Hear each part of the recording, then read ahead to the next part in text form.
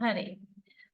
අපි අද එකතු වෙලා ඉන්නේ අපේ දේශනවල පස්වන කොටසත් සමගයි. ඔයාලගේ පෞරුෂය පිළිබඳ මනෝවිද්‍යාවේ PSYC 18/224 Psychology of Personality. එතකොට ඒ විශේෂ ක්ෂේත්‍රයේ පස්වන දේශනයත් එක්කයි ඔබ අද මාත් එක්ක එකතු වෙන්නේ. එතකොට අපි කලින් දවසේ කතා කෙරුවා අපි මනෝවිශ්ලේෂණවාදී ප්‍රවේශයේ යටතේ කොහොමද අපේ පෞරුෂය මේ මනෝවිශ්ලේෂණවාදී විග්‍රහය තුළ අපේ පෞරුෂය ගොඩනැගෙන්නේ කියන කාරණාවේදී ඒතර ෆ්‍රොයිඩ් හඳුනලා දුන්නු ඒ අපේ පෞරුෂ විහුහය ඊළඟට අපි කතා කෙරුවා සංරක්ෂණ ප්‍රයෝග පිළිබඳව ඊළඟට අපිට අද කතා කරන්න තියෙනවා පෞරුෂ සංවර්ධන අවධි පිළිබඳව. ඒතර පෞරුෂ සංවර්ධන අවධි පිළිබඳව අපි කතා කරද්දී අපි දන්නවා පෞරුෂ සංවර්ධන අවධි ෆ්‍රොයිඩ් විසින් මූලික වශයෙන් හඳුන්වලා දීලා තියෙනවා අවධි 5ක් පිළිබඳව. ඒතර මේ අවධි 5 පිළිබඳව කතා කරන්න යන්න කලින් පසුගිය දවසේ අපි ඉගෙනගත්තු දේ පිළිබඳව යම් ආකාරයක සාරාංශයක් කෙරුවොත් ඒක පහසු වෙනවා. ඒ නිසා ඒ පිළිබඳව ඒ සාරාංශය දක්වමින් අපි පෞරුෂ සංවර්ධන අවධිවලට එළඹෙමු. මොකද කලින් අපිට ඒ දැනුම මේ කොටසට වැදගත් වෙන නිසා.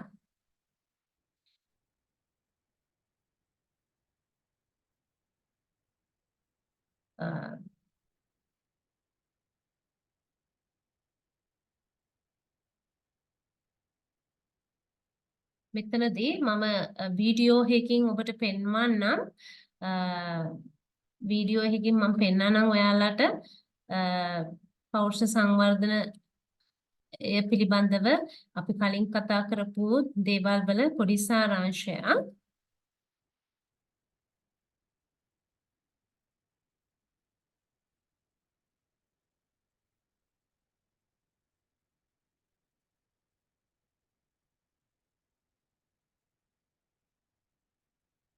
හරි. අපි කලින් දවසේ කතා කෙරුවා අපි කලින් දවසේ ඔයාලට ඔයාලත් එක්ක කතා කෙරුවා මේ අපේ පෞරුෂය තුල මේ සංරක්ෂණ ප්‍රයෝග කොහොමද ක්‍රියාත්මක වෙන්නේ අපේ ඒ සංරක්ෂණ ප්‍රයෝග ක්‍රියාත්මක වීම තුළ අපේ පෞරුෂය කොහොමද ගොඩ නැගෙන්නේ අපේ චර්යාව කොහොමද අපි දක්වන්නේ කියලා ඔයාලට මතක ඇති අපි එතන ඉඳන් අපි පටන් ගමු හරි deal with the demands of the constraints of reality and the moral standards of the ඔයාලට පේනවා මෙතනදී අර අපි කලින් දවසේ කතා කරා වගේ ඊගෝව පීඩාවට පත් කරනවා සුපර් ඊගෝ සහ ඉග්ගේ ක්‍රියාකාරීත්වය හරි එතකොට ඒ පීඩනය දරා ගන්න බැරුව ගියාම යථාර්ථවාදී නොවන ක්‍රම මගින් ඔන්න ඊගෝ ක්‍රියාත්මක වෙන්න ගන්නවා repression acts to keep information out of consciousness. කියන However, these memories සංරක්ෂණ ප්‍රයෝග ඉගෙනගෙන තියෙන්නේ to influence our behavior. For example, a person who has repressed memories of abuse suffered as a child may later have difficulty forming relationships. වලට පේනවා රිප්‍රෙෂන් අවරෝධනය ගැන අපි කතා කරුවා. එතනදී මෙතන මෙතනදී ඒවා නැවත පොඩි සිහිගැන්වීමක් කරනවා අවරෝධනය රිප්‍රෙෂන්. Denial is probably one of the best known defense mechanisms and is an outright refusal to admit or recognize that something has occurred or is currently occurring. In many cases, there might be overwhelming evidence that something is true. Yet the person will continue to deny it or true. මම කලින් දවසේ උදාහරණ දෙමින් ඔයාලට පැහැදිලි කරා. තවත් උදාහරණ මේ කියන වීඩියෝස් වල තියෙනවා ඔයාලා බලන්න. It is too uncomfortable to face.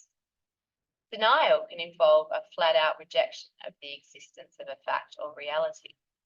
In other cases, it might involve admitting that something is true, but minimizing it. Sometimes people will accept reality, but they will deny their own responsibility and instead blame other people or other outside forces. Drug addicts or alcoholics often deny that they have a problem. While victims of traumatic events may ඒක අප්‍රසන්නදායක deny that the අත්දැකීමක් event නිසා ever ඒක අපිට occurred. බාර ගන්න බෑ. Projection is a defense Projection, mechanism that involves taking our ප්‍රක්ෂේපණය own unacceptable qualities or feelings and ascribing them to other people. For example, if you have a strong dislike for someone, you might instead believe that he or she does not like you. Projection works by allowing the expression of the desire or impulse. එතකොට ප්‍රක්ෂේපණය ගැනත් අපි කතා කරා කලින් දවසේ උදාහරණ දෙමින්. But in a way that the ego cannot recognize, therefore reducing anxiety. Rationalization is a defense mechanism that involves explaining an unacceptable. ඔව් rationalization එහෙම නැත්නම් යුක්ති ප්‍රතිපාදන යථාර්ථකරණය කියලා අපි කතා කරුවා. ඔයාලට මතක ඇති උදාහරණ දෙමින් ඒවා බලා ගන්න. Behavior or feeling in a rational or logical manner, avoiding the true reasons for the behavior. For example, a person who is turned down for a date ප්‍රතික්ෂේප might කරමින් rationalize අපි the situation by saying they were not යථාර්ථවාදී attracted to the නොවන other විදිහට person anyway. හේතු දක්වමින් A අපි තර්ක student might ඉදිරිපත් blame a කරනවා. poor exam score on the instructor rather than his or her lack of preparation. Rationalization not only prevents anxiety, it may also protect self-esteem and self-concept. When confronted by success or failure, people tend to attribute achievement to their own qualities and skills, while failures are blamed on other people or outside forces. Displacement involves taking out our frustrations, feelings, and ඔව් displacement එහෙම නැත්නම් විස්ථාපනය ගැන කතා කරුවා. එතකොට අපි එතනදී දැක්කා තමුන්ට යම් අසහනකාරී තත්වයකදී කොහොමද ඒ අසහනය පිට කරන්නේ කියලා. On people or objects that are less threatening. Displaced aggression is a common example of this defense mechanism. Rather than express our anger in ways that could lead to negative consequences, like arguing with our boss, we instead express our anger to use a personal object that poses no threat, such as our spouse, children, or pets. Reaction formation reduces anxiety by taking up the opposite feeling impulse. The reaction formation ප්‍රතික්‍රියා සාධනය අපි කලින් කතා කෙරුවා.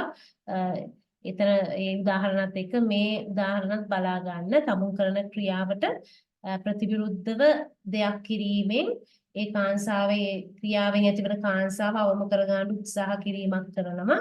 Behavior.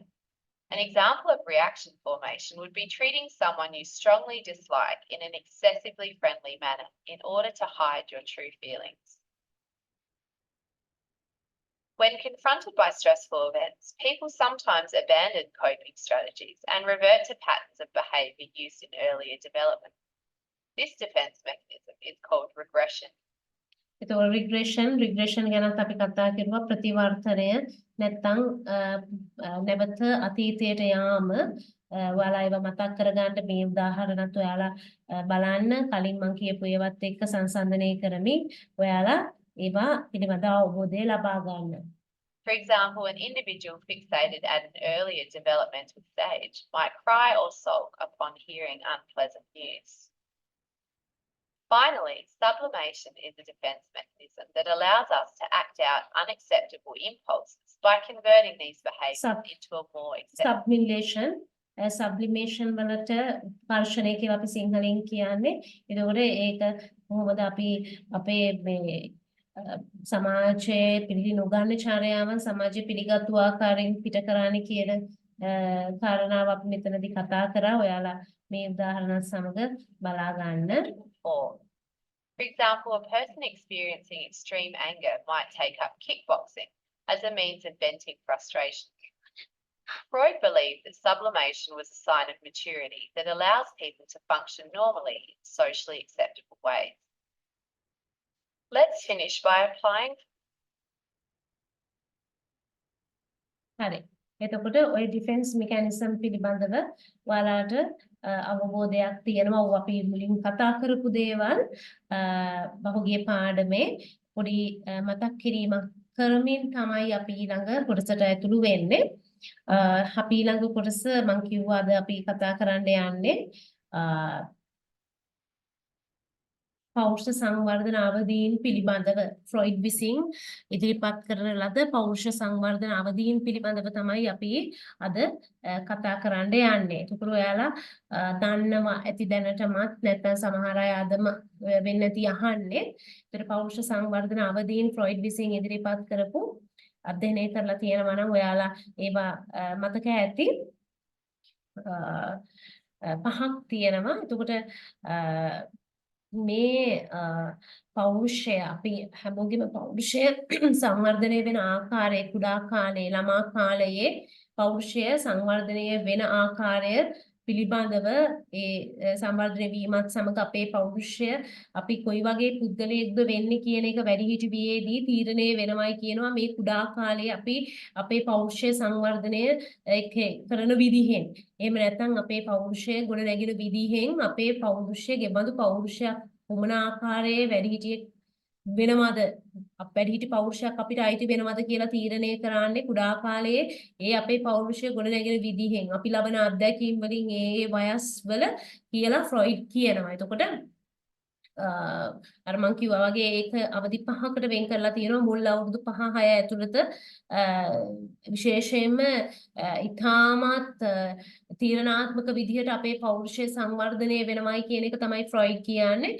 ඒ පෞරුෂ සංවර්ධනය අවුරුදු 18-20 කාලය වෙනකම් පෞරුෂය සංවර්ධනය වෙමින් අවුරුදු 18-20 විතර වෙද්දී අපේ පෞරුෂය සම්පූර්ණයෙන්ම ගොඩ නැගිලා අවසන් වෙනවා.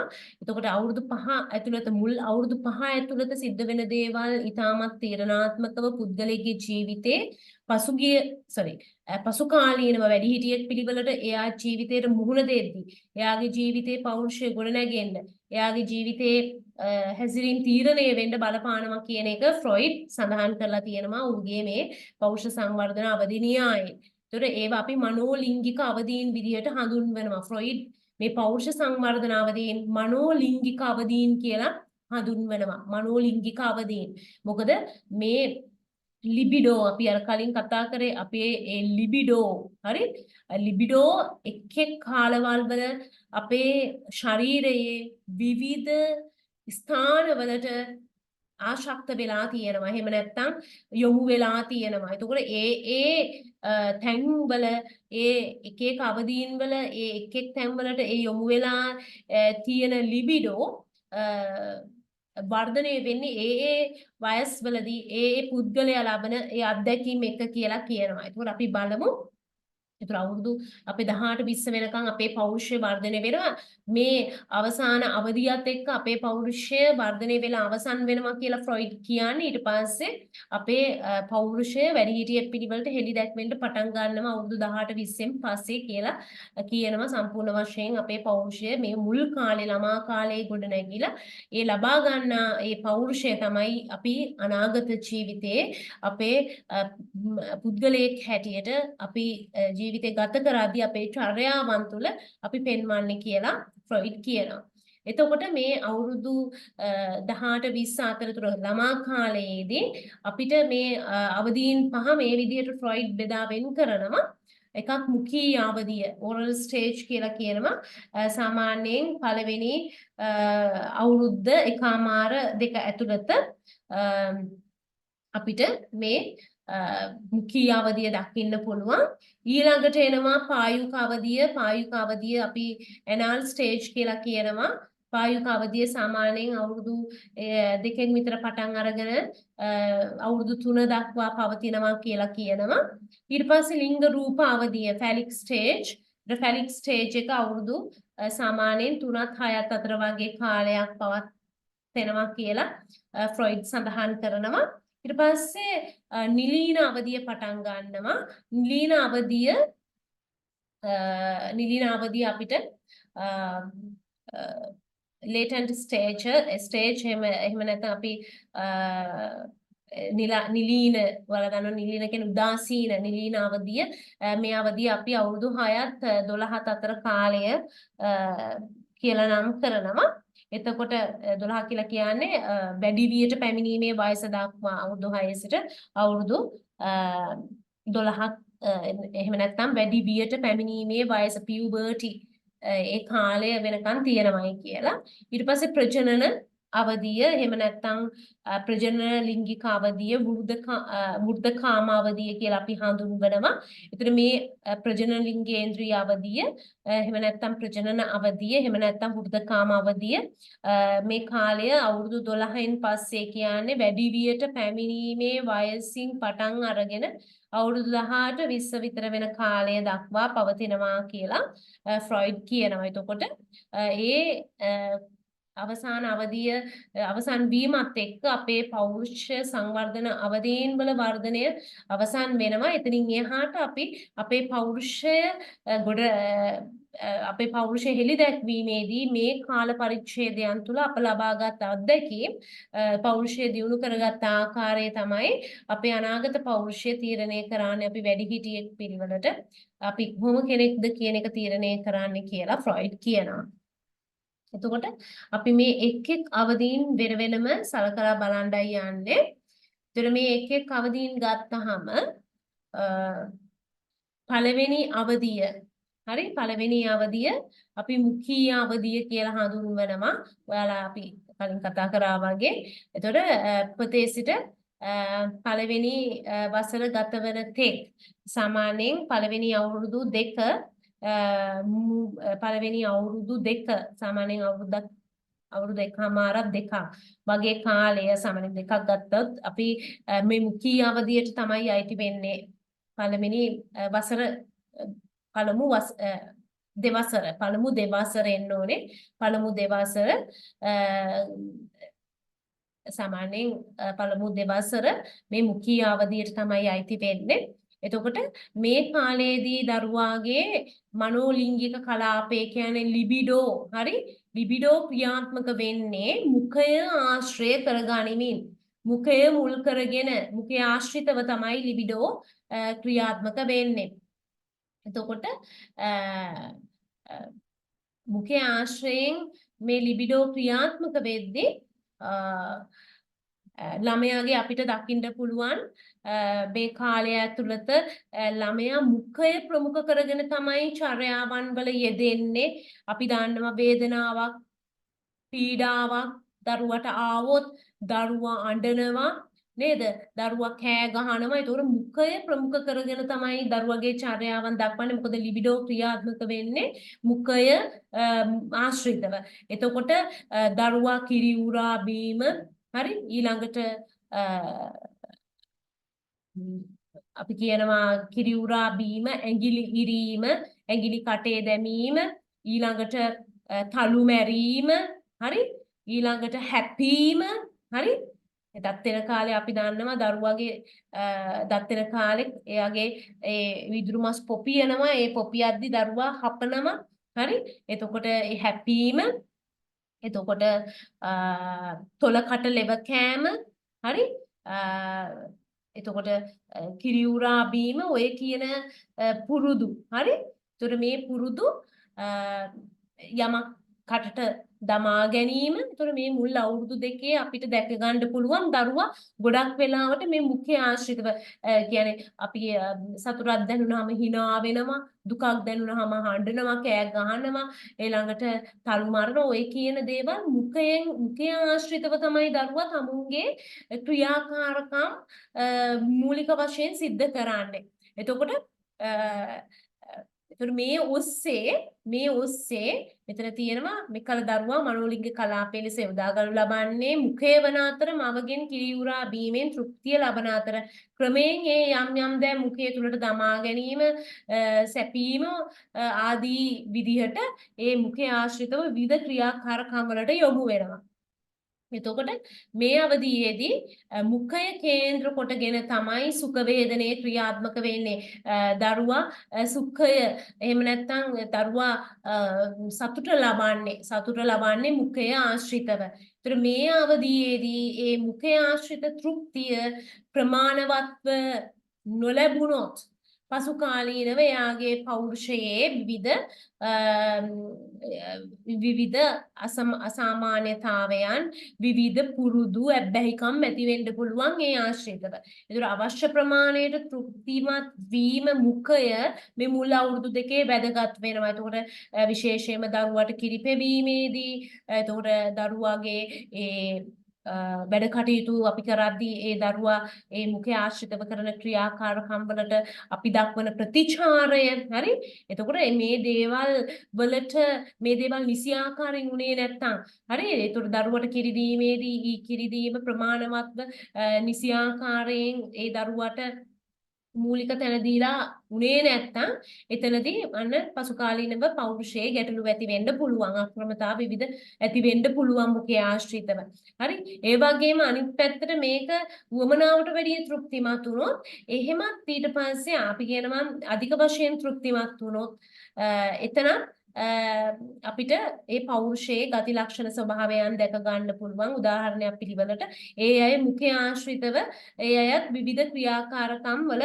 යෙදෙන ආකාරයක් දැක ගන්න පුළුවන් හරි උදාහරණයක් පිළිවෙලට දැන් මුඛය ආශ්‍රිතව ඒ තෘප්තිය හරියට නොලැබුණු කෙනෙක් පසු කාලීනව දුම් බොණ්ඩ එහෙම නැත්නම් මත්ද්‍රව්‍ය පාවිච්චි කරන්න යමක් හැපීමේ පුරුද්ද නිතරම අපි බඩගින්නට නෙවෙයි මොනවා හරි අපක් හපන්න ඕනේ හැම වෙලාවෙම කට හැපෙන්න ඕනේ අපි කියන්නේ. ඒතොර බඩගින්නටම නෙවෙයි ඒතර එයාගේ කට තෘප්තිමත් වෙන්නේ මොකක් හරි හැමතිස්සෙම හපන එක. ඒතොර චුවින් ගම් හපනවා මොනවද මේ සිගරට් මත්පැන් මත්ද්‍රව්‍ය බීම. ඒතොර මේවා ඊළඟට මුඛය ආශ්‍රිත ලිංගික ක්‍රියාකාරකම්. ඒතර මේ දේවල් ඇත්තටම අපිට දැකින්න පුළුවන් මේ මුඛය ආශ්‍රිතව හරියට තෘප්තිය නොලබුණු අයගෙන්. අනිත් පැත්තෙන් වමනාවට වැඩියෙන් තෘප්තියක් ලැබපු අයගේ ඒ අය ගොඩාක් ටොකටිව් අපි කියනවා නිතරම ඒ කියන්නේ අපි කියනවා කතා බහ කරන්න ඕනේ එහෙම නැත්නම් හැමතිස්සෙම කියවන සුළු කෙනෙක්. ඒතකොට මේ අය සාමාන්‍යයෙන් මුඛය ආශ්‍රිත රැකියාවන් වල තමයි යෙදෙන්නේ. එක්කෝ ලෝයර් කෙනෙක්, දේශපාලඥයෙක්, නීතිඥයෙක්, දේශපාලඥයෙක් ඊළඟට ගුරුවරයෙක් හරි ඔය විදිහට මුඛය ආශ්‍රිතව තමයි ඒ අය උපදේශකවරයෙක්. ඒ අය ගොඩක් වෙලාවට අර ඒ මොනවද එයාගේ පෞරුෂය හැඩ ගැහෙන්නේ ඒ රැකියාවන් වලට පෙළඹෙන්නේ. එතකොට එයාගේ වලට තේරෙනවා ඇති පෞරුෂය තීරණය වෙන්න මේ මුඛය ආශ්‍රිතව ලබන අත්දැකීම් ප්‍රමාණවත් මේ බලපානමයි කියලා. එතකොට ඕපදූප කතා කරන්න එහෙම නැත්නම් වැඩිපුර ආහාර ගන්න සිගරට් බොන්න ওই විදිහට විවිධ පුරුදු ඇති වෙනවා මේක අඩු වැඩි වශයෙන් ඒ කියන්නේ අඩුවෙන් තෘප්තිමත් වීම තුල ඒ වගේම වැඩියෙන් තෘප්තිමත් වීම තුල ඒ වගේ විවිධ පෞරුෂ සහිත පුද්ගලයන් පසු කාලීනව බිහි වෙන්න එහෙම නැත්නම් මේ පෞරුෂ මේ පුද්ගලයාගේ ජීවිතය තුළ විවිධ පෞරුෂ ලක්ෂණ ඇති වෙන්න බලපානවා කියන කාරණාව ෆ්‍රොයිඩ් සඳහන් කරලා තියෙනවා. හරි ඊළඟ අවධිය පායුක අවධිය. ඒතර පායුක අවධිය ගත්තාම පායුක අවධියේදී අපිට එහෙම නැත්නම් අපි කියනවා බුද අවධිය කියලාත් මේකට බුද අවධිය.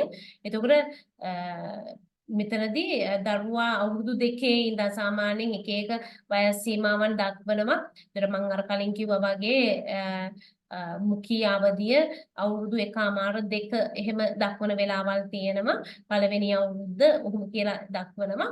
එතකොට දැන් මෙතන සාමාන්‍යයෙන් අපි දල අදහසක් දල වයස් සීමාවකින් බෙදා ගමු. දරුවට සාමාන්‍යයෙන් මේ පායුක අවධිය පටන් ගන්න අවුරුදු 2 කාලයේ කියලා ලියමු. මෙතන දරුවට අවුරුද්දයි මාස 6ක් කියලා කිව්වට එතකොට මාස 6ක් කියලා කියන්නේ අවුරුදු 1.5ක්. ඒතර 1.5ක් දෙකක් වගේ වෙද්දි තමයි මේ කාලේ පටන් ගන්න. අපි දල වශයෙන් අපි අවුරුදු 2 ගාමුකෝ. එතකොට පහසුයි ඔයාලට ස්ටඩි කරද්දී ඔයාලට විභාගෙට ලියද්දී ලේසි. ඒ නිසා අවුරුදු 2ක් විදිහට අපි දල වශයෙන් සැලකමු. පළවෙනි මුඛී අවධිය පළවෙනි අවුරුදු 2 කියලා ගන්න. දෙවෙනි මේ අවධිය පායුක අවධිය නැත්නම් බුද අවධිය අවුරුදු 2 සිට 3 දක්වා කාලය ගන්නේ අවුරුද්දක පමණ කාලයක් අවුරුදු 2 සිට 3 දක්වා. ඒතර මේ කාලය තුල මේ පායුක අවධිය තමයි ක්‍රියාත්මක වෙන්නේ. ඒතර පායුක අවධියේදී අපිට දකින්න පුළුවන් දේ තමයි ලිබිඩෝ. එහෙම නැත්නම් මනෝලිංගික ශක්තියින් කොහෙටද යොමු වෙලා තියෙන්නේ කියලා බැලුවොත් මේ අවධියේදී අපිට දකින්න පුළුවන් මේ බුද අවධියේවත් පායුක අවධියේදී ළමයාගේ මේ ලිංගික බලවේගය එහෙම නැත්නම් මනෝලිංගික ඒ ශක්තිය එහෙම නැත්නම් ලිබිඩෝ බුදය දෙසට තමයි යොමු වෙලා තියෙන්නේ. බුදය ආශ්‍රිතව තමයි ක්‍රියාත්මක වෙන්නේ. එතකොට මේ බුදය ආශ්‍රිතව ක්‍රියාත්මක වෙද්දී මේ මල පහ කිරීමේ කාර්යය මල මුත්‍රා කිරීමේ කාර්යය හරි ආශ්‍රයෙන් තමයි දරුවා සතුට ලබන්නේ. අපි මේ කාලේ දකිනවා දරුවා ඔය මේ මල පහ පොඩි කරනවා ඊළඟට මුත්‍රා සමග සෙල්ලම් කරනවා. එතකොට දැන් මේ කාලේදී දරුවා මේ තමුන්ගේ බුදේ ආශ්‍රිත වෙන ක්‍රියාකාරකම් මේ ක්‍රියාකාරීත්වය තුලින් තමයි සතුටටපත් වෙන්නේ. ඒතකොට මේ කාලේ අපිට පේනවා විශේෂයෙන්ම මේ টয়ලට් ට්‍රේනින් ලබා දෙන අවධිය බවටත් පත් වෙනවා. টয়ලට් ට්‍රේනින් ලබා දෙන අවධිය. ඒතර මේ টয়ලට් ට්‍රේනින් ලබා දෙනවයි කියලා කියන්නේ දැන් අපි දන්නවා දරුවා මේ ලෝකෙට එද්දී ඉඩ හරහා තමයි දරුවට ඕන පිළිවෙලට දරුවට තැනක් නොතැනක් නැහැ. අපි දන්නවා ඉඩ කොහොමද ක්‍රියාත්මක වෙන්නේ? තමුන්ගේ අවශ්‍යතා තෘප්ත කරගන්න සතුට හොයන්න තැනක් නොතැනක් අවස්ථාවක් බලන්න නැතුව වෙලාවක් බලන්න නැතුව තමුන්ට ඕන අවශ්‍යතාවයන් තමුන්ට ඕන ආකාරයෙන් ඉෂ්ට කරගන්න තමයි ඒ ඉඩ බලන්නේ. ඒතකොට දැන් මේ අවුරුදු 2 වෙද්දී දරුවට මේ දරුවගේ ක්‍රියාත්මක වෙන්න පටන් ගන්නවා. එයා සමාජය තුළ ජීවත් වෙද්දී එයාගේ ඊගෝ වැඩෙන්න පටන් ගන්නවා. ඊගෝ අපි කලිනුත් කතා කරුවා මේවා ගැන මේ පෞරුෂ විගුහය ගැන කතා කරද්දී ඒතකොට මෙතනදී අපිට පේනවා දරුවාගේ ඊගෝ වර්ධනය වෙනවා මේ අවුරුදු 2 පමණ වන විට. ඒතකොට ඉපදිලා එතකොට මෙතනදී දැන් ඊගෝ වර්ධනය කිරීමක් හැටියට නැත්නම් ඊගෝ සමාජය තුළ ජීවත් වෙන්න පුරුදු කිරීමක් හැටියට මෙච්චර කාලයක් නිදහසේ තමුන්ට ඕන පිළිවෙලට කරපු මල පහ කිරීමේ ක්‍රියාවලිය ඔන්න දැන් අවුරුදු 2 විතර වෙද්දී දෙමව්පියෝ මොකද කරන්නේ දැන් සමාජයට අනුගත වීම සඳහා දැන් ඊගෝ ක්‍රියාත්මක වෙන ওই විදිහට සමාජයට අනුගත වීමට දැන් ඕන පිළිවෙලට කරන්න දෙන්නේ නැහැ. টয়ලට් ට්‍රේනින් නැත්නම් පොටි ට්‍රේනින් කියලා අපි කියනවා. වැසිකිලි පුහුණුව ලබා දෙනවා. ඒතකොට වැසිකිලි පුහුණුව සඳහා අපි දන්නවා ළමයින්ව පොටි ට්‍රේනින් කරනවා. ඒ වැසිකිලි පුහුණුව ලබා දෙද්දී ඒතකොට දරුවා මෙතෙක් කාලයක් නිදහසේ කරපු ක්‍රියාකාරකම දැන් දරුවට නිදහසේ කරන්න හම්බ වෙන්නේ නැහැ. ඒතකොට දරුවා මොකද කරන්නේ? මේ නිදහසේ කරපු ක්‍රියාකාරකම් වලට දැන් ඔන්න අපි කියනවා දොරගුළු බඳිනවා එහෙම නැත්නම් බැට කඩළු බඳිනවා දැන් ඒක පිළිවෙලට කරන්න ඕනේ. එතකොට මෙච්චර කාලයක් තමුන්ට උවමනා පිළිවෙලට කරපු දේ දැන් ඔන්න තමුන්ට උවමනා පිළිවෙලට කරන්න බෑ. සමහර දෙමව්පියෝ හරි තද පිළිවෙලට මේ පුහුණුව දෙනවා. සමහර අය ඉන්නෝ ඔහේ නොසලකා හරිනවා. එතකොට ওই දෙකම සුදුසු නෑ. හරි පිළිවෙලට টয়ලට් ට්‍රේනින් එක දෙන්න ඕනේ. එහෙම නැතුව ගියොත් දරුවා විවිධ පෞරුෂ ලක්ෂණ සහිතව විවිධ අසාමාන්‍යතාවයන් ඔවුන්ගේ පෞරුෂ තුළ පසුකාලීනව වැඩිහිටියෙක් පිළිවෙලට ඔවුන්ගේ ජීවිතය ගත කරද්දී අපිට දැක ගන්න පුළුවන්කම ලැබෙනවා ඔවුන්ගේ ජීවිත තුලින්. ඉතින් අර වැඩිපුර වමනාවට වැඩි තද්ද ලෙස මේ පුහුණුව ලබා දුන්නොත් එවැනි පුද්ගලයේ පසුකාලීනව මොකද වෙන්නේ? බොහොම ඕනෑවට වැඩි පිළිවෙල හරි ඊන උවමනාවටත් වැඩි පිළිවෙලයි ඒ අය බෙඩ්ෂීට් එකක රැල්ලක් තියෙන්න බෑ ඇඳුමක පොඩි රැල්ලක් තියෙන්න බෑ හැමදේම පිළිවෙලට එක කුණු කෑල්ලක් තියෙන්න බෑ පොළවක හැමදේම පර්ෆෙක්ට් වෙලාව කිව්වොත් වෙලාවම තමයි ආපහු විනාඩියක් එහෙට මෙහෙට නැහැ. ඒතකොට මේ විදිහට එයාගේ හැමදේකම ඒ ලොකු පිළිවෙලක් හැදෙනවා. ඒ කියන්නේ උවමනාවට වැඩි පිළිවෙලක් මේ තද බල ලෙස මේ පුහුණුව ලබා දුන්නොත් හරි ඊළඟට මේක නොසලකා හැරියොත් මේ පුහුණුව ඔහේ කියන්නේ නොසලකා හරලා ළමයට ඕන පිළිවෙලට කරගන්න ඉඩ දුන්නොත් ඒ අය ගොඩක් වෙලාවට අපිළිවෙලයි නාස්තිකාරයි කළමනාකරණය කර ගැනීමේ විශේෂයෙන්ම මුදල් නාස්තිය වැඩි අය වැඩිහිටි පෞරුෂයක් එයාලගේ ජීවිතයේ වැඩිහිටියෙකු විදිහට කටයුතු කරද්දී ඒ පෞරුෂය තුළ අපිට පේනවා මුදල් කළමනාකරණය කිරීම ඒ වගේම අනිකුත් දේවල් කළමනාකරණය කිරීම හරි අඩුයි. ඒ වගේම කිසි පිළිවෙලක් නැහැ. ඇඳුම පැළඳුම උනත් කිසි පිළිවෙලක් බලන්නේ නැහැ. ඉන්න හිටින තැනකවත් පිළිවෙලක් නැහැ. එතකොට ওই විදිහට මේ පුහුණුව හරි විදිහට ලැබුණේ නැත්නම් ඔන්න ඔය ප්‍රශ්න ඇති වෙන්න පුළුවන්. එතකොට ගොඩක් වෙලාවට දැන් අර මුරණ්ඩු ආකාරයට ඒ කියන්නේ දැඩි පුහුණුවක් ලැබපු කෙනා ටිකක් මේ කියන්නේ වැඩිපුර ලෝභ මුරණ්ඩු ආකාරයේ පෞරුෂයක් දරන්න පුළුවන්. ඒ වගේම දෙමව්පියෝ සතුටු කිරීමට අපි දන්නවනේ මේ පොටි ට්‍රේනින් එක දෙදී දරුවා හරියට මේ පොටි ට්‍රේනින් එක කරපුවම ප්‍රශංසා කරනවා දෙමව්පියෝ හොඳ ළමයා හරියට කෙරුවා ෂෝක් බබා කියලා. එතකොට ඒ අවස්ථාවේදී එවැනි කෙනෙක් එවැනි ප්‍රශංසාවක් සහිතව මේ පොටි ට්‍රේනින් ලබන කෙනෙක් ගොඩක් වෙලාවට අනිත් කෙනාව සතුටු කිරීමට ඒ කියන්නේ පරිත්‍යාගීශීලී කෙනෙක් වෙනවයි කියලා කියන්නේ. එතකොට එතනදී අර අම්මව නැත්නම් මේ පොටි ට්‍රේනින් දෙන කෙනාව සතුටු කරනවනේ ඒ අය අප්‍රීෂিয়েට් අගය කරනවනේ ඒ දරුවව. එතකොට ඒ අයව සතුටු කරන්න ඒ අගය කිරීම ලබන්න දරුවා මොකද කරන්නේ? ඒ හරි පිළිවෙලට කරන්න පෙළඹෙනවා. ඒ කියන්නේ හරි පිළිවෙලට මේක කරන්න උත්සාහ කරනවා. එතකොට අර දෙමව්පියන්ගෙන් ලබන ප්‍රශංසාවට ඒ දරුවා කැමති. ඒ දෙමව්පියන් සතුටින් කියලා දාන්නවා. තමුන් හරියට මේක කෙරුවොත් ඒ නිසා මේ දෙමව්පියන්ව සතුටු කිරීම සඳහා මේ පුද්ගලයා නිතරම උත්සාහ කරනවා. එයාගේ පහුකාලීන එයාගේ පෞරුෂය තුළ අනිත් අයව සතුටු කිරීම සඳහා පරිත්‍යාගීශීලී පෞරුෂයක් සහිතව තමයි එයාගේ ජීවිතය පසුකාලීනව ඊට පස්සේ ගෙවන්න උත්සාහ කරන්නේ මේ අවරෝධනය කරගත්තු මේ කාරණා නිසා කුඩා කාලයේ මේ ලැබපු එයාගේ අත්දැකීම් නිසා. හරි?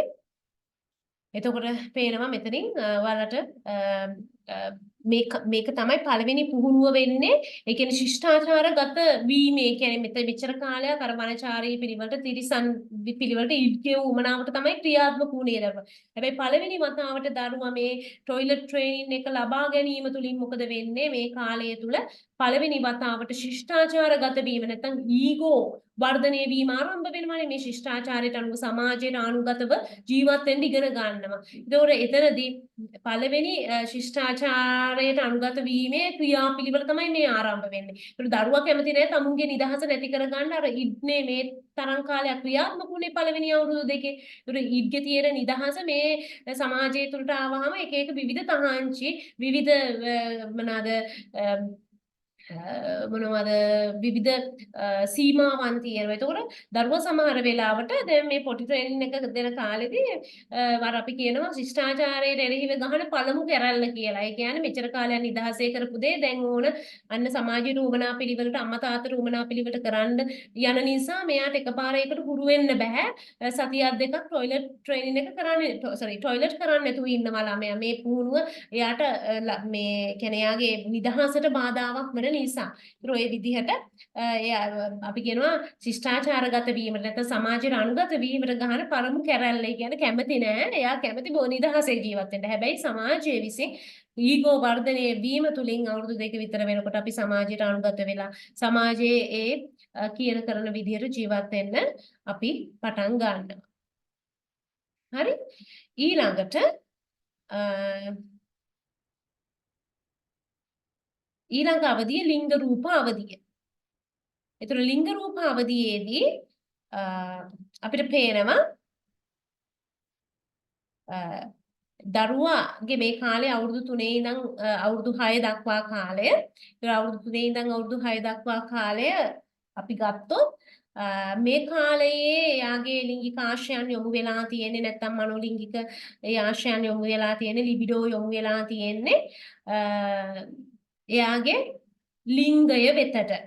හරි ලිංගික ප්‍රදේශයේ වෙතට.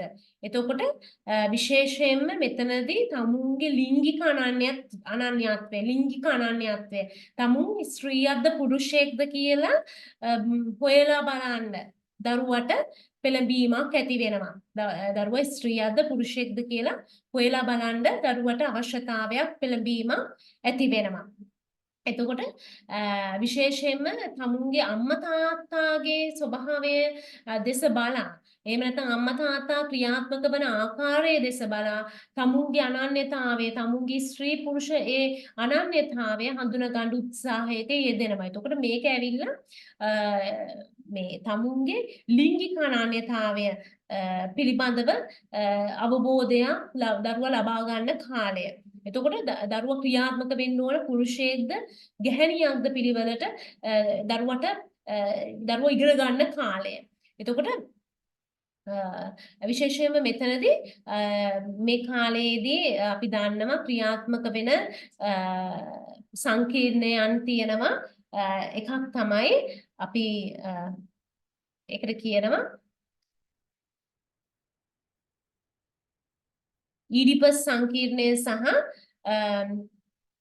ඉලෙක්ට්‍රා සංකීර්ණය කියලා. එතකොට මේ ලිංග රූප අවධියේදී මේ කරුණු කාරණා හරි පිළිවෙලට අවරෝධනය වෙන්න ඕනේ. එහෙම නැත්නම් දරුවාට විවිධ පසුකාලීන ජීවිතයේ තමුන්ගේ භූමිකාව හඳුනා ගන්න බැරුව, තමුන් ස්ත්‍රියක් හැටියට කටයුතු කරන ආකාරය, තමුන් පුරුෂයෙක් හැටියට කටයුතු කරන ආකාරය හඳුනා ගන්න බැරුව විවිධ ප්‍රශ්නවලට මුහුණ දෙන්න සිද්ධ වෙනවා එයාගේ පෞරුෂය තුල. ඒතකොට දැන් එයාගේ ලිංගික අනන්‍යතාවය අවරෝධනය වෙන කාලය මේ ලිංගික අනන්‍යතාවය හඳුනා ගන්න කාලය. එතකොට මේ කාලයේදී ඊඩිපස් සංකීර්ණය ක්‍රියාත්මක වෙනවා පිරිමි ළමයි සඳහා, ගැහැණු ළමයි සඳහා ඉලෙක්ට්‍රා සංකීර්ණය ක්‍රියාත්මක වෙනවා. දැන් ෆ්‍රොයිඩ් කියන පිළිවෙලට මේ කාලයේ මොනවද තමුන්ගේ ඒ කියන්නේ ජෙන්ඩර් ඩිෆරන්ස් නැත්නම් ලිංගික වෙනස්කම් හරි පිළිබඳව දරුවට උනන්දුවක් තියෙනවා. විශේෂයෙන්ම පිරිමි දරුවා හඳුනා ගන්නවා තමුන් පියා හා සමාන ලිංගිකයෙක් බව. එතකොට මව සහ පියා බලලා තමයි මේ අය මේ ලිංගික අනන්‍යතාවය මුලින්ම හඳුනාගන්නේ. පිරිමි දරුවා තමුන් පියාගේ ලක්ෂණ හා සමාන නැත්නම් පියාට සමාන ලිංගිකයෙක් බව හඳුනා ගන්නවා. ඊළඟට ගැහැණු අයව වෙන් කරලා හඳුනා ගන්න විරුද්ධ ලිංගිකයන් ඒ කියන්නේ දුව තමුන්ගේ අම්මගේ ලිංගයට අයිති කියලා හඳුනා ගන්නවා. හරි? එතකොට විශේෂයෙන්ම මෙතනදී ඊඩිපස් සංකීර්ණයේදී වෙන්නේ දැන් මේ කාලේදී පිරිමි දරුවා අම්මව අයිති කර ගැනීමේ ඒ කියන්නේ මේවා විඥානිකව වෙන දේවල් නෙමෙයි අවිඥානිකව මේ වෙන කාරණාවල් ෆ්‍රොයිඩ් දක්වන විදිහට අම්මට දැඩි ඇලුම් කිරීමක් දක්වනවා. මේ ඇලුම් කිරීම නිසා අම්මව අත්පත් කර ගැනීමේ වමනාවක් පිරිමි දරුවට ඇති වෙනවා. එතකොට එතනදී එහෙම අත්පත් කරගන්න ඒ කියන්නේ ඒ පිරිමි දරුවා මොනවද අම්මව අත්පත් කරගන්න ගියාට එතන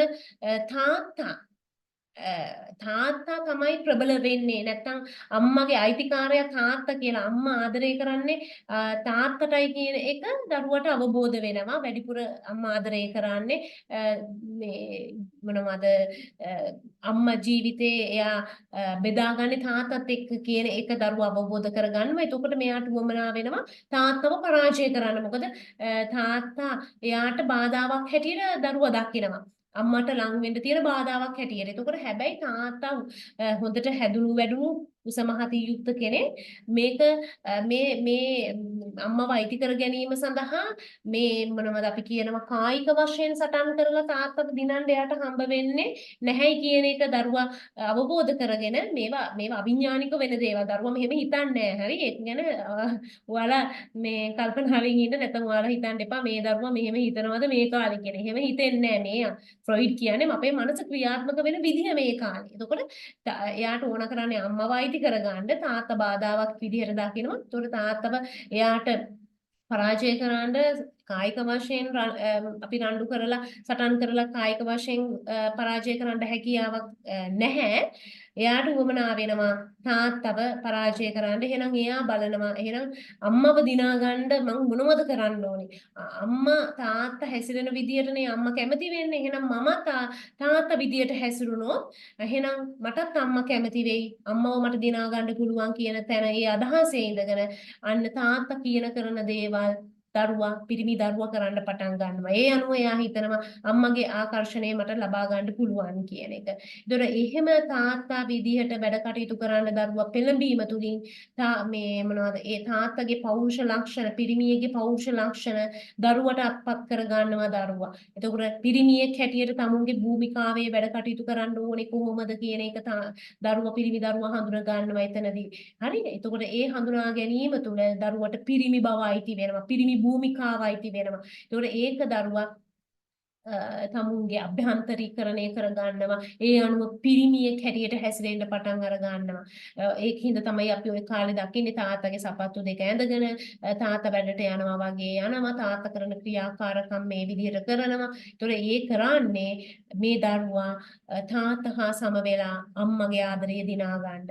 ඒ තුල එයාට පිරිමි බව ලැබෙනවා ඒ භූමිකාවේ වැඩ කටයුතු කිරීම නිසා. ඒකට අපි කියනවා ඊඩිපස් සංකීර්ණය කියලා. ඒතොර පිරිමියෙක් හැටියට පසු කාලීනව එයා ජීවිතේ පවුලක් නඩත්තු කරද්දී එහෙම නැත්නම් පිරිමියෙක් හැටියට එයාගේ චරිත ලක්ෂණ දක්වද්දී මේවා මේ අභ්‍යන්තරීකරණය කරන ලද මේ කරුණු තමයි බලපාන්නේ පිරිමියෙක් හැටියට පසු කාලීනව හැසිරෙන්න තමුන්ගේ බිරිඳට සලකද්දී දරුවන්ට සලකද්දී සමාජය තුළ පිරිමියෙක් හැටියට ක්‍රියාත්මක වෙද්දී. ඒතර මේ කාලේ හොඳ ආදර්ශයක් මව සහ පියා දරුවන් ඉදිරියේහි සැපයිය යුතුයි. ඒතොර එහෙම නැතුව ගියොත් විවිධ පෞරුෂ ආබාධ සහිත පුද්ගලයෝ තමයි යාගේ වැඩිහිටි වියේදී අපිට දකින්න පුළුවන් මේ කාලය තුල හරි ආකාරයෙන් තමුන්ගේ භූමිකාව නිර්ණය කරගන්න බැරුව ගියොත්. ඊළඟට අනිත් පැත්තෙන් අපි ඉලෙක්ට්‍රා සංකීර්ණය ගැන කතා කරද්දී ඒතොර ඉලෙක්ට්‍රා සංකීර්ණයේ ඒක අනිත් පැත්ත වෙන්නේ සාමාන්‍යයෙන් ගැහැණු දරුවෙක් තාත්තා කෙනෙක්ට ලං වෙනවා. එතකොට ඒ ලං වීම තුල මොකද වෙන්නේ? ඒ ලං වීම තුල තාත්තා මේ එයාට උවමනා වෙනවා තාත්තව තමන්ට අයිති කරගන්න. දැන් අර ඊරිප සංකීර්ණේ අනිත් පැත්ත මේ වෙන්නේ. එතකොට එයා දකිනවා එතනදී තමුන්ට තියෙන බාධාව තමයි අම්මා. මොකද තාත්තා අම්මට තමයි වැඩිපුර ආදරය කරන්නේ. අම්මා කියන දේ තමයි තාත්තා වැඩිපුර කරන්නේ සහ ඒ දෙන්න අතර බැඳීම වැඩි කියලා.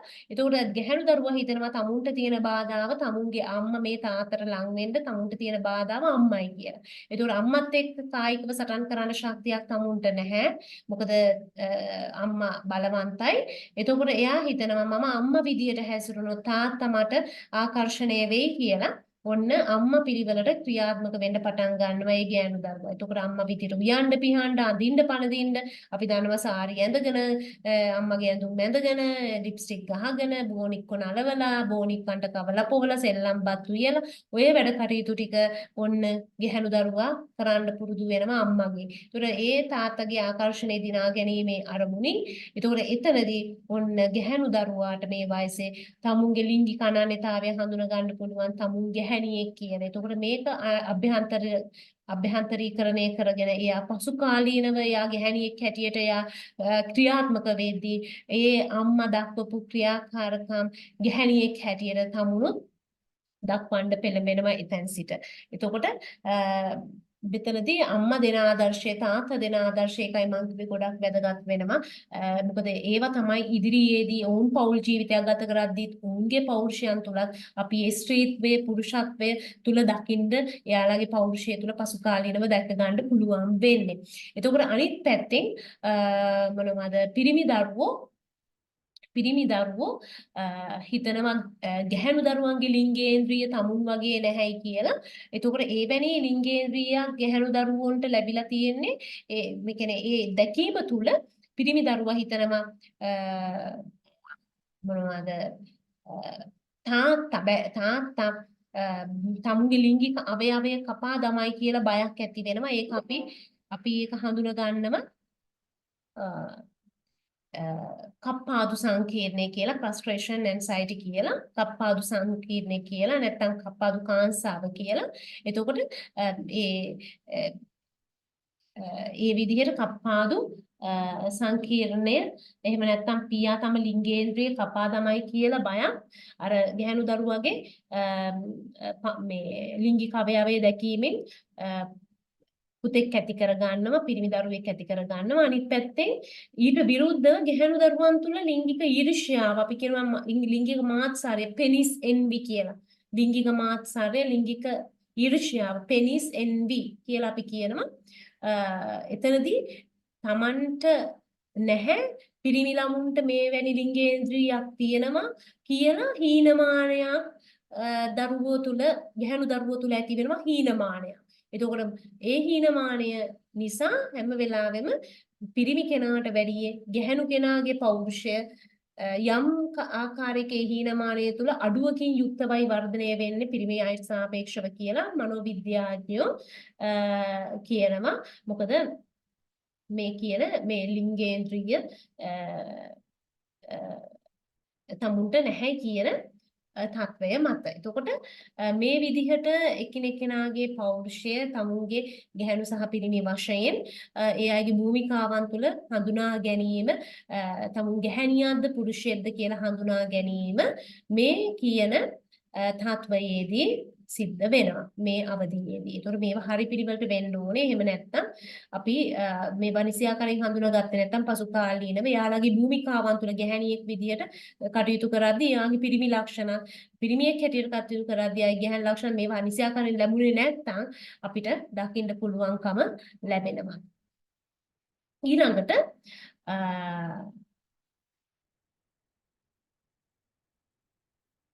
මේ මම කතා කරපු ඒවාම තමයි මෙතනක් තියෙන්නේ.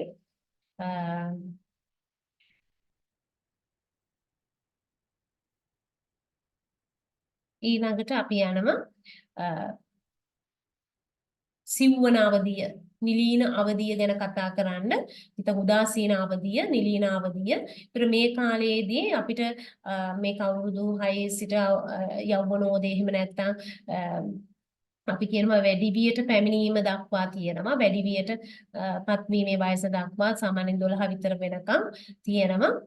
සාමාන්‍යයෙන් 12 නේ වැඩි වියට පැමිණීමේ වයස විදියට සලකන්නේ. ඒතොර ඒ කාලය තුල මේ අවධියේ අපිට පේන්න නෑ අර දැන් මනෝලිංගික මේ ආශයන් මේ යොමු වෙලා තියෙන පැහැදිලි කොටසක් ශරීරයේ අපිට දකින්න නැහැ. ඇත්තටම මේ කාලය ගත්තාම හරි. එතකොට මේ කාලයේදී අපිට ගොඩක් වෙලාවට මේ මොකක්ද දකින්න පුළුවන් මොනවාද දරුවා මේ ඒ කියන්නේ දරුවගේ නිලීනයි කියන්නේ ඒකයි. මම මේ ලිබිඩෝ ආශක්ත වෙච්ච තැන අපිට ශරීරය තුල පැහැදිලිව දකින්න නැහැ. එතකොට ඒ නිසා මේ කාලේ අපි නිලීනයි හැංගිලා තියෙන අවධියක් විදියට මනෝලිංගික ආශයන් නැත්තම් ලිබිඩෝ හැංගිලා තියෙන අවධියක් විදියට අපි සලකනම විතර මේ කාලෙදි වෙන්නේ අර දරුවා ඒ කියන්නේ ලිංගික වශයෙන් නැඹුරුතාවය නෙවෙයි කායික ක්‍රියාකාරකම් වලට සෙල්ලම් කරන්න ක්‍රීඩා පිටියට යොමු වෙන්න එහෙම පෙළඹෙනවා වැඩි ක්‍රීඩා කරන්න අනිත් අයත් එක්ක තරඟ කරන්න ක්‍රීඩාව පැත්තෙන් සහ ඉගෙනීම පැත්තේ කායික සහ ප්‍රජානන හැකියාවන් දියුණු කර ගැනීමක් මේ කාලෙදි සිද්ධ වෙනවා අර වගේ අර මනෝලිංගික පැතිකඩකට නෙවෙයි මෙතන යොමු වෙන්නේ දරුවා ක්‍රීඩාවට සහ ඉගෙනීමට. ඒතකොට ක්‍රීඩාව තුළින් ළමයාගේ ශරීර ශක්තිය වර්ධනය වෙනවා ප්‍රජානනය තුළින් දරුවගේ බුද්ධිමය හැකියාවන් වර්ධනය වෙනවා. ඒතර මේ කාලේදී අපි දකිනවා ගැහැණු සහ පිරිමි මේ කියන්නේ එක එකට පෙන්වන්න බෑ. පිරිමි ළමයින්ව විතරයි ඇසුරු කරන්නේ. ගැහැණු ළමයින්ව විතරයි ඇසුරු කරන්නේ. එතකොට ඒක ලිංගික කණ්ඩායම් කොට්ටාශ තමයි අපිට දකින්න පුළුවන් සෙල්ලම් කරද්දී වැඩ කටයුතු කරද්දී. ඒතකොට කැමති නැහැ ප්‍රතිවිරුද්ධ ලිංගිකයින් සමග එකතු වෙන්න. ඒ අයත් එක්ක සෙල්ලම් කරන්න. ඒ නිසා මේ අවධිය අර මනෝලිංගික අවධියෙන් හැඟවුණු අවධියක් මනෝලිංගික ආශයන් හැඟවුණු අවධියක් විදිහට තමයි සලකන්නේ. එතකොට මේ කායික වශයෙන් ශක්තිය වැඩි වෙනවා එයාලගේ ක්‍රීඩා ක්‍රියාකාරකම් කිරීම මගින් දුවලා පැනලා සෙල්ලම් කරලා ඉඳීම තුලින් ඒතර කායික ශක්තිය වැඩි වර්ධනය වෙන්නේ ඊළඟට එන අවධියට සූදානම් කිරීමක් වශයෙන් කියලා තමයි කියන්නේ මේ කායික වශයෙන් මේ ශක්තිමත් වීම අවශ්‍යයි ඊළඟට එන අවධියට මුහුණ දෙන්න ඊළඟට බුද්ධිමය සූදානම් කිරීමක් අවශ්‍යයි ඊළඟට එන අවධියට මුහුණ දෙන්න එතකොට ඒකට සූදානම් කිරීමක් සිද්ධ වෙනවයි කියන එක තමයි මේ අවධියේ කියන්නේ මේ නිලීන අවධියේදී මේ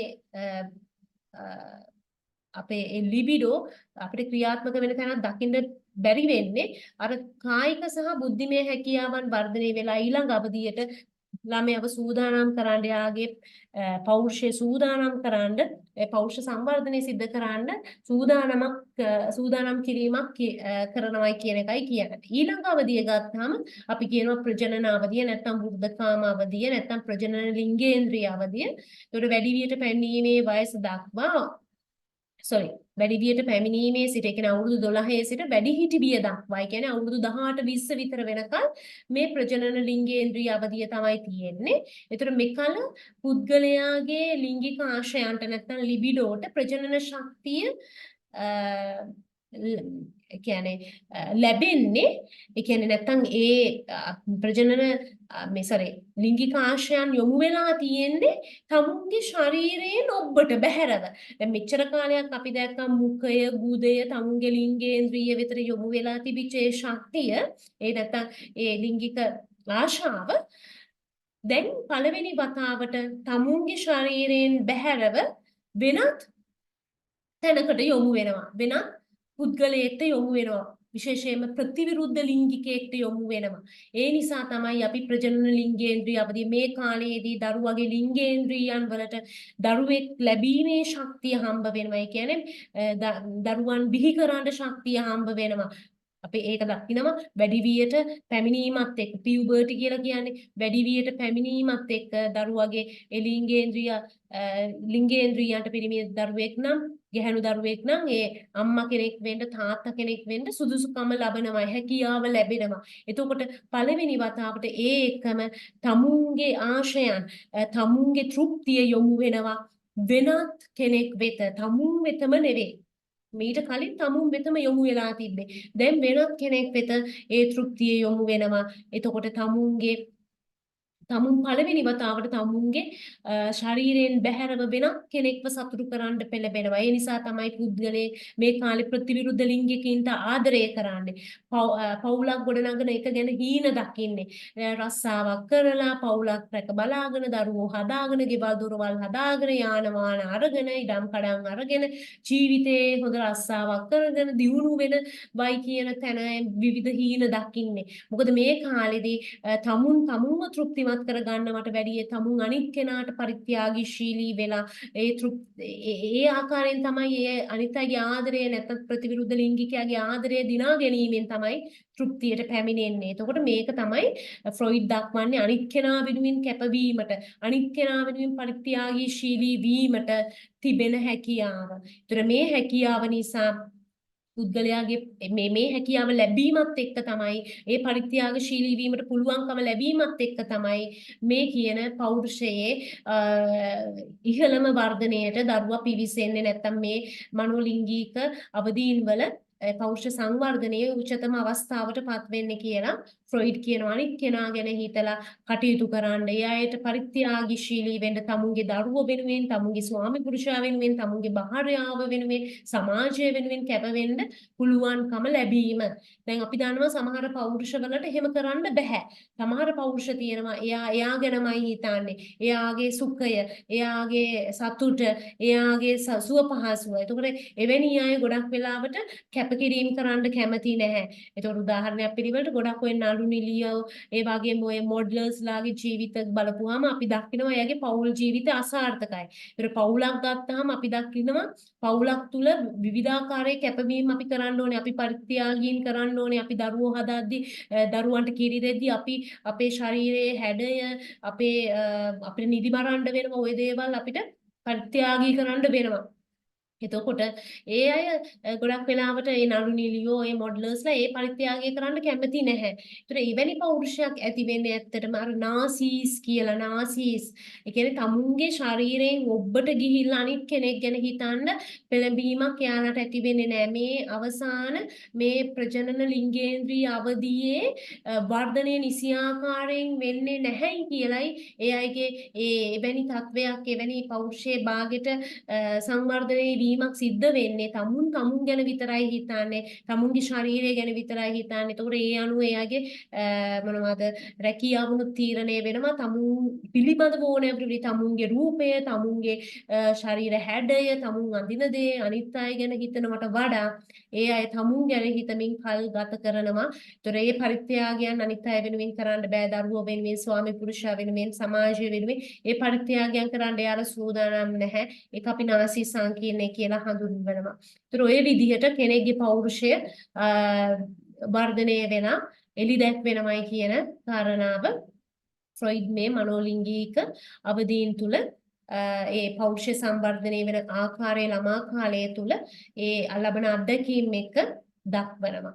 හරි එතකොට දැන් ඔයාලට පැහැදිලි ඇති ෆ්‍රොයිඩ් මේ දක්වපු ඒ පෞරුෂය පිළිබඳව පෞරුෂ වර්ධනය පිළිබඳව මේ මනෝලිංගික අවදීන් ඔස්සේ පෞරුෂ වර්ධනය වීම පිළිබඳව ෆ්‍රොයිඩ් දක්වපු අදහස් පැහැදිලි ඇති. එතකොට ඔය අය තව විස්තර හොයා ගන්න මේවා පිළිබඳව තවත් කියවලා තොරතුරු රැස් කර ගන්න. එතකොට අපි මේ කියන කාරණාව පොඩි වීඩියෝ ක්ලිප් එකකින් දැන් බලන්න යන්නේ.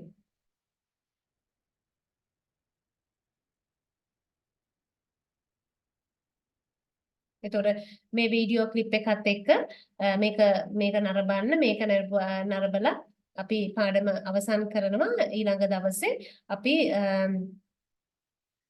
අලුත් පාඩමකින් නැවත 6 වෙනි දේශනයත් එක්ක එකතු වෙනවා. අපි දැන් බලමු මේ මනෝලිංගික අවදීන් කොහොමද ක්‍රියාත්මක වෙන්නේ කියලා. හරි. පොඩ්ඩක් ඉන්න.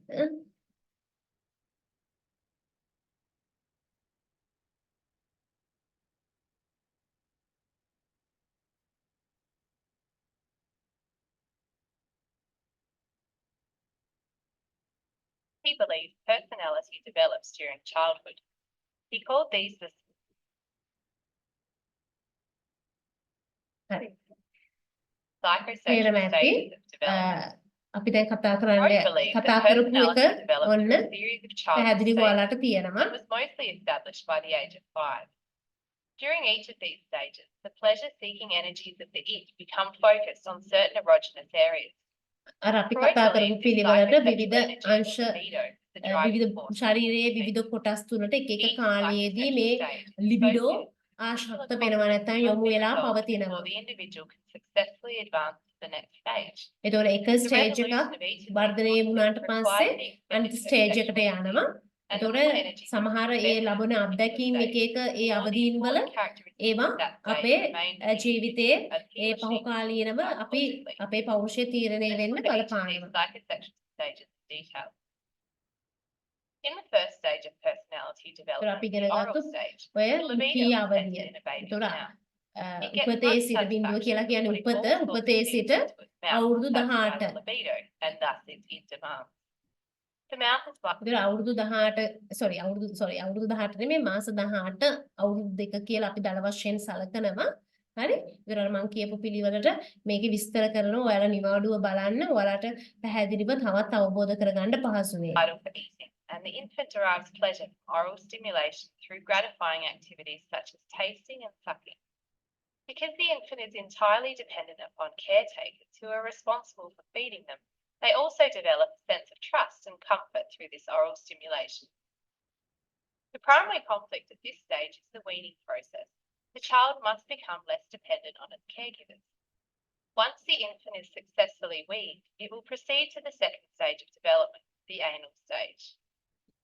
During the anal stage, the primary focus of ඒතර the දෙවෙනි libido is අවදිය on controlling අවුරුදු blood දෙකේ output. ඉඳන් මාස 36 නෙමෙයි අපි අවුරුදු 3 විතර වෙනකන් ගන්නවා දල වශයෙන් මම කිව්වා ඒ කාලය එහෙම ගන්නවා කියලා. දල වශයෙන් අපි අවුරුදු 2 ඉඳන් අවුරුදු 3 දක්වා කියලා ගන්න ඒක මතක තියාගන්න පහසු නිසා ඔයාලට ලියන්න පහසු නිසා අපි ඒ දල අගයකට ගාමු දල වයසකට ගන්නවා එහෙම අවුරුදු 2 සිට අවුරුදු 3 දක්වා හරි. ඒතකොට මේ টয়ලට් ට්‍රේනින් එක ලබා දීම මේ පොටි ට්‍රේනින් එක කරන විදිහෙන් එයාගේ ජීවිතේ තීරණය වෙනවයි කියලා කියනවා. World, i.e. their ego has developed. The major conflict is toilet training, and how parents approach this determines success at this stage. As parents are imposing restrictions on when and where the child can defecate, the nature of this first conflict with authority ego තීරණය වෙන්නේ ego develop වෙන්න පටන් ගන්නෙ දියුණු වෙන්න පටන් ගන්නෙ මේ කාලේ සංවර්ධනය වෙන්න පටන් ගන්නෙ මම කලින් ඔයාලට කතා කරා and help children feel capable and productive. Freud believed that positive experiences during this stage served as the basis for people to become competent, productive, and creative adults. Sensitivity now becomes concentrated in the genitals, and masturbation becomes a new source of pleasure. Children also begin. එතකොට phallic stage එක අවුරුදු 3 ඉඳන් 6 දක්වා ඔයාලා දන්නවා මේක ලිංග රූපාවධිය ඉලෙක්ට්‍රා සහ Oedipus සංකීර්ණ ඇති වෙන කාලය. To discover the differences between males and females. This sets in motion the conflict between erotic attraction, resentment, rivalry, jealousy, and fear, which Freud called the Oedipus complex in boys and the Electra complex in girls. This is one of Freud's most controversial ideas and one that many people reject outright. Because both of these conflicts are resolved through the process of identification, which involves the child adopting the characteristics same-sex parent. For boys, this includes copying and joining in masculine dad-type behaviours. For girls, this includes copying and joining in feminine and mother-type behaviours, such as playing with dolls. Let's now look at each of these complexes in a little more detail. The name of the Oedipus complex derives from the Greek myth where Oedipus, a young man, kills his father and marries his mother. එතකොට මේ ඔයාලා දන්නවා අර මට එතනදී ඔයාලට ඒක කතාව කියන්න බැරුව ගියා මේ ඊඩිපස් කියන වචනේ ෆ්‍රොයිඩ් ලබා ගන්නේ ග්‍රීක නාට්‍යයක් තියෙනවා ඒ ග්‍රීක නාට්‍යයේ ග්‍රීක කතාවක් ඇසුරෙන් ඒ ගුණනගුණු නාට්‍යයක්. ඒතකොට ඒ නාට්‍යයේ එන ඒ ඊඩිපස් කියන වචනය ඒ කියන්නේ ඒ දරුවා නොදැනුවත්ව ඒක ඒ අම්මව මේ තාත්තව මරලා අම්මව කසාද බඳිනවා. හරි? ඒතකොට ඒ වචනය තමයි ඒ ඊඩිපස් කියන නාට්‍යයේ තියෙන වචනය තමයි මේ ඊඩිපස් කියන මේ ඊඩිපස් සංකීර්ණය සඳහා Freud යොදාගන්නේ. On discovering this, he pokes his eyes out and becomes blind. Freud said that the Oedipus complex arises because the young boy develops sexual desires for his mother. He wants to possess his mother exclusively and get rid of his father to enable him to do so. However, the child also fears that he will be punished by the father for these feelings by losing what he loves most, his penis. Hence, the boy develops what Freud called castration anxiety. For girls, the Electra complex is less than satisfactory. Briefly, the girl desires the father, but realizes that she does not have a penis. This leads to the development of penis envy and the wish to be a boy. The girl resolves this by repressing her desire for her father and substituting. අපි අර කලින් කතා කරපු Oedipus complex එකේ අපි කැස්ට්‍රේෂන් anxiety කියලා කිව්වා. ලිංගේන්ද්‍රිය කපා දමාවියයි මේ පිරිමි ළමයින්ට තියෙන බය ඒ වගේම මේ ගැහැණු ළමයි තුල ඉලෙක්ට්‍රා සංකීර්ණය ඇති වෙනවා. එතකොට එතනදී තමුන්ට එවැනි ලිංගයක් පිරිමි ළමයි මෙන් නැතිවීම ගැන එතකොට පෙනිස් එන්වි හීනමානයක් ඇති වෙනවා තමුන් තුල. Shooting the wish for a penis with the wish for a baby. එතකොට ඒකට හේතුව වශයෙන් මේ මොනවාද ගැහැණු ළමයා හිතන්නේ තමුන්ගේ අම්මා නිසා තමයි එහෙම තමුන්ට උනේ කියලා. හරි? එතකොට මේ විදිහට මේ ගැටුම් මේ විදිහට ඇති වෙනවා මේ කාල පරිච්ඡේදය තුළ ඒවා නිසි ආකාරයෙන් निराකරණය කිරීම අවරෝධනය කර ගැනීම තුලින් තමයි කෙනෙක්ගේ පෞරුෂය පසුකාලීනව ගැහැණු දරුවෙක් සහ පිරිමි දරුවෙක් හැටියට මේ නිසි ආකාරයෙන් වර්ධනය වෙන්නේ. ඒකයි මම කිව්වේ අම්මා සහ තාත්තා එතනදී දෙන ආදර්ශය ගොඩාක් වැදගත්. The girl blames her mother for her castrated state and this creates great tension. The girl then represses her feelings to remove the tension and identifies with the mother to take on the female gender role. However, Freud believed that penisephy is never fully resolved and that all women remain somewhat fixated on this stage. The word latent means hidden and no further psychosexual development takes place during. එතකොට හතරවෙනි අවධිය අපි latent නැත්නම් නිලීන අවධිය විදියට හඳුන්වනවා අවුරුදු 6 ඉඳන් puberty එහෙම නැත්නම් වැඩිවිය පැමිණීමේ වයස දක්වා. Stage. During this stage, the libido is dormant.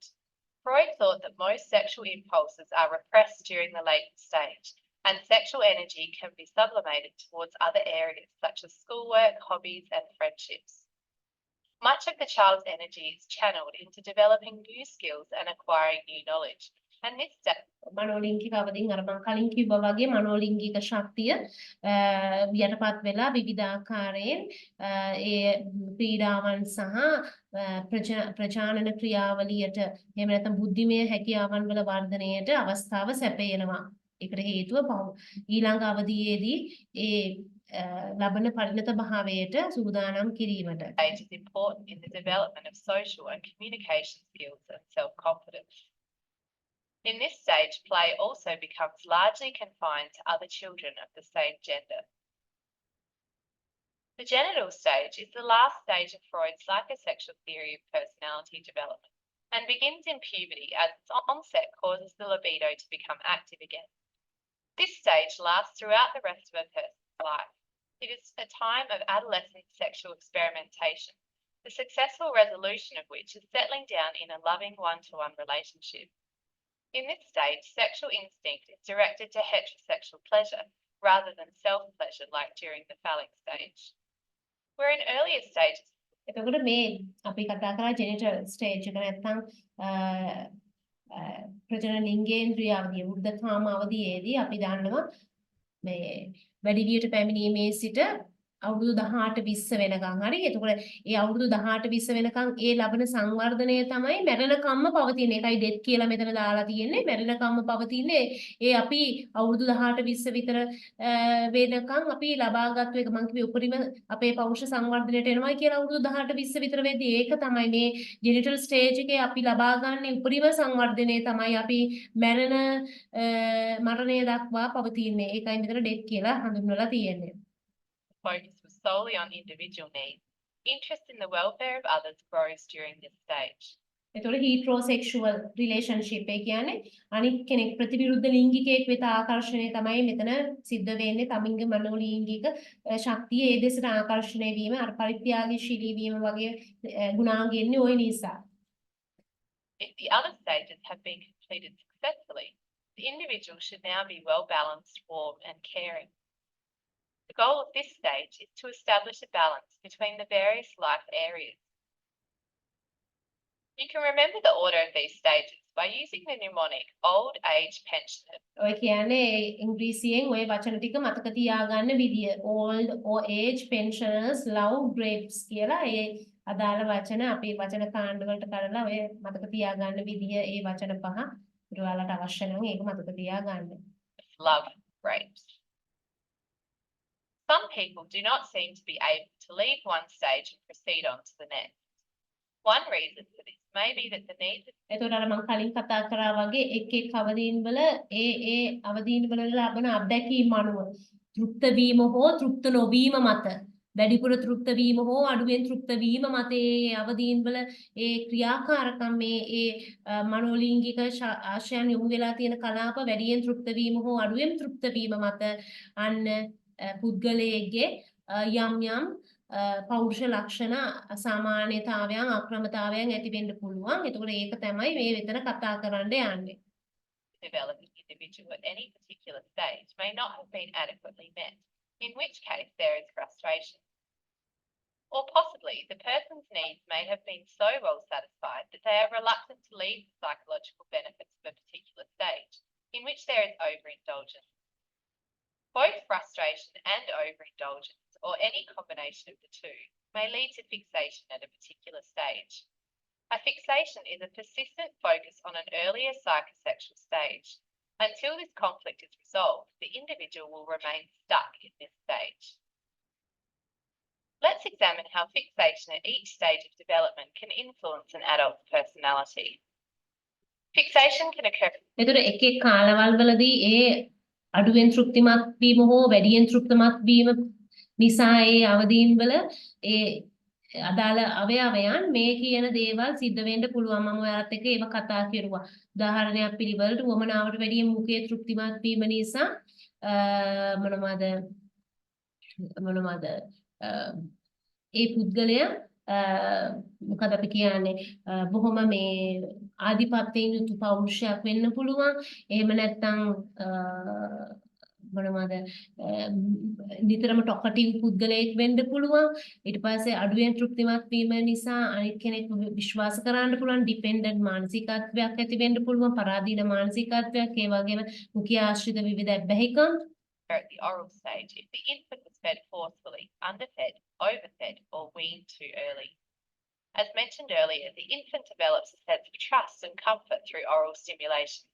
Therefore, Freud believed that individuals fixated at this stage had issues with dependency or aggression. An infant that was deprived. ඔයාලා තවත් විස්තර හොයන්න ඒ කොහොමද මේ වැඩියෙන් තෘප්තිමත් වීම හෝ අඩුවෙන් තෘප්තිමත් වීම මත පෞරුෂය කොහොමද තීරණය වෙන්නේ කියලා පසු කාලීනව. Perhaps not fed often enough. For example, through an enforced feeding schedule of only feeding every 4 hours, despite the infant's cries and hunger, could lead to that individual being orally passive. This means they may display personality traits such as being overly trusting and dependent. An infant that was overfed could lead to that individual becoming orally aggressive, which means they display personality characteristics such as being aggressive, dominating, and sarcastic. Oral fixation can also result in the individual seeking oral stimulation through smoking, drinking, eating, or nail biting.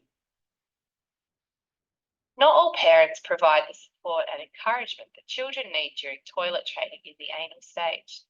Some parents instead punish, ridicule, or shame a child for accidents. According to Freud, inappropriate parental responses can result in negative outcomes.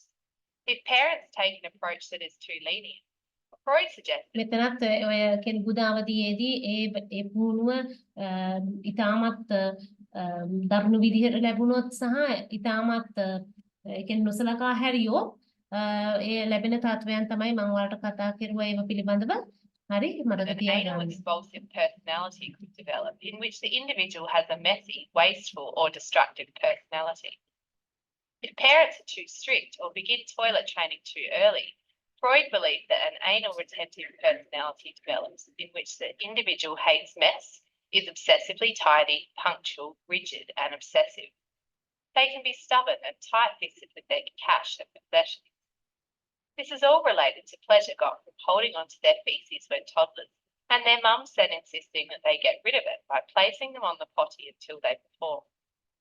The anal expulsive, on the other hand, underwent a liberal toilet training regime during the anal stage. In adulthood, the anal expulsive is the person who wants to share things with you. They like giving things away. In essence, they are sharing their shit. An anal expulsive personality is also messy, disorganized, and rebellious. An individual can become fixated in the phallic stage as a result of abnormal family arrangements that lead. එතකොට ෆැලික් එක එහෙම නැත්නම් ලිංග රූප අවදීයේදී මම කියුවා පවුල ඊටමත් වැදගත් අම්මා තාත්තගේ හැසිරීම ඊටමත් වැදගත් කියලා. එතකොට ඒක නිසි ආකාරයෙන් තිබීම මගේ පුද්ගලයේ තමු පුරුෂයෙක් විදියට ස්ත්‍රියක් විදියට ඒ භූමිකාවන් වල රඟ දක්වන්න ඕන ආකාරය ඉගෙන ගන්නවා. ඒක නිසි ආකාරයෙන් විය යුතු දෙයක්. ඒතර එතනදී ඒ ස්ටේජ් එක වැදගත්. එහෙම නැතුව ගියොත් විවිධ අසාමාන්‍ය චර්යාවන් දක්වන ස්ත්‍රී පුරුෂයන් අපිට හමු වෙනවා. පෞකාලින ව්‍යාරාගයේ ජීවිතේ. To an unusual relationship with the mother or father. Phallic fixation leads to the development of a personality in which an individual may be vain, self-obsessed, envious, or experience feelings of inadequacy, inferiority, or sexual anxiety. As the libido is dormant in the latent stage, an individual cannot become fixated at this stage. However, unresolved conflict in this stage can still influence personality. For example, an individual may be immature or have an inability to form fulfilling relationships as an adult. As the genital stage lasts until death, all individuals that have successfully completed the previous 4 stages will be fixated at this stage. Freud believed that these individuals displayed what he called a healthy personality that is warm, caring, well-adjusted, mature, and able to be loved. එතකොට නිලීන අවධියේදී එහෙම විශේෂ දෙයක් අපිට දකින්න නැහැ කායික සහ ප්‍රජානන වර්ධනය. මොකද ලිංගික ශක්තිය ආශක්ත වෙච්ච තැනක් නැති නිසා ඊළඟට ජෙනිටල් එහෙම නැත්නම් වෘද්ධකාම අවධියේදී අනිත් ප්‍රතිවිරුද්ධ පුද්ගලයෙක් වෙත ඒ අවධානය තමුන්ගේ ආකර්ෂණය යොමු වෙලා තියෙන්න ඕනේ නැත්නම් තෘප්තිය යොමු වෙලා තියෙන්න ඕනේ. ඒතකොට එතනදී අපි කියනවා පරිත්‍යාගීශීලී වීමට අනිත් අය වෙනුවෙන් කැප වෙන්න හොඳ කියන්නේ උච්ච පෞරුෂයක් වර්ධනය කරගන්න ඒක වැදගත් කියලා. එහෙම නැතුව ගියොත් අර නාසී සංකීර්ණ වැනි තත්ත්ව ඇති වෙන්න පුළුවන්. And love.